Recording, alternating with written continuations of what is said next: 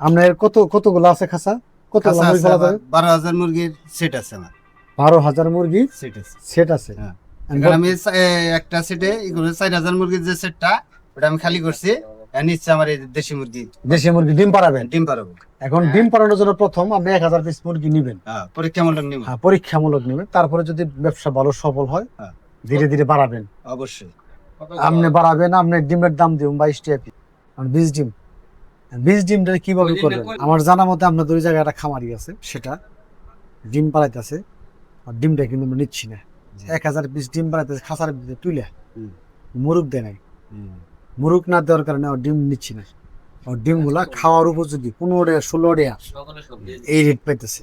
এই রেটে টাকা চালান করতেছে, আরত মাল্লিকেরা নিয়ে চালান করতেছে দেশি ডিম। হ্যাঁ রাইট, কিন্তু ডিমটা বীজ ডিম না। কেন চাইলেও এতগুলা মুরগ দিতে পারত, মুরগ দিলে সমস্যাটা হবে। মুরগ তো আগে বিশালাইছে, শুধু ডিম বাড়াবে, খালি মুরগি রাখছে।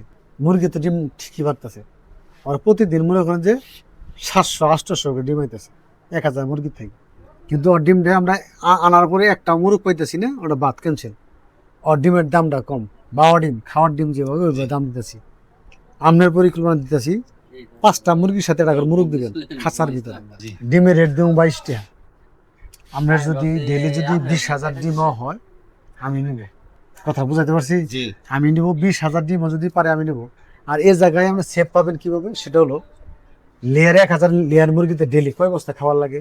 1000 লেয়ারে আপনি 2.5 বস্তা খাইতে, ডেইলি 2.5 বস্তা খাদ্য লাগে। আর এখানে আপনার 1000 দেশি ডিম পাড়া মুরগির 1 বস্তা খাবার লাগবে না। আমি ধরলাম 1 বস্তা খাবারের দাম ধরেন আমার কত?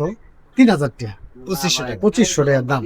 আমার 1000 মুরগির থেকে ডেইলি ডিম ধরলাম কমপক্ষে 700 পিস মুরগি থেকে 1000 মুরগি থেকে 700 ডিম যখন পাবো, 700 পূরণ 22 টাকা, 15,400 টাকা দাম ডিমের।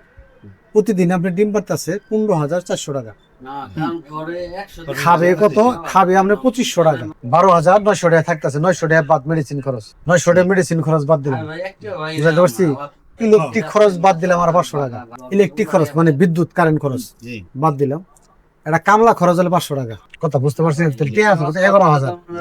11,000 ইন্টু 30, 3,30,000 টাকা ইনকামের সোর্স আছে। এটা আমাদের একটা জেনুইন হিসেব।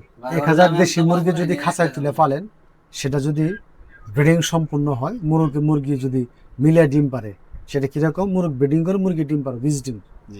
তাহলে আমরা এই পরিমাণ 3,30,000 টাকা লাভ থাকার সম্ভাবনা আছে এখানে একটা পথ।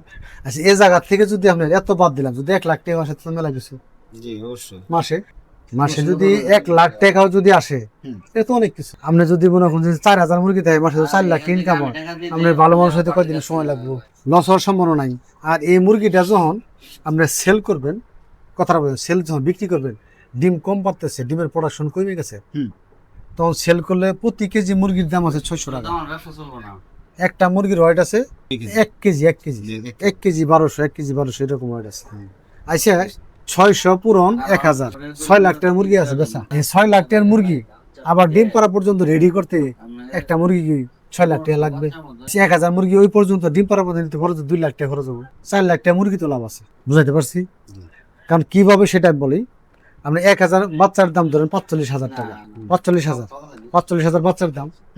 আর আপনার টোটাল আমাদের হিসাব হলো 90 দিনে 30 বস্তা। কথা বলছে 90 দিন 30 বস্তা, তাহলে মাস হলো কটা? 3টে।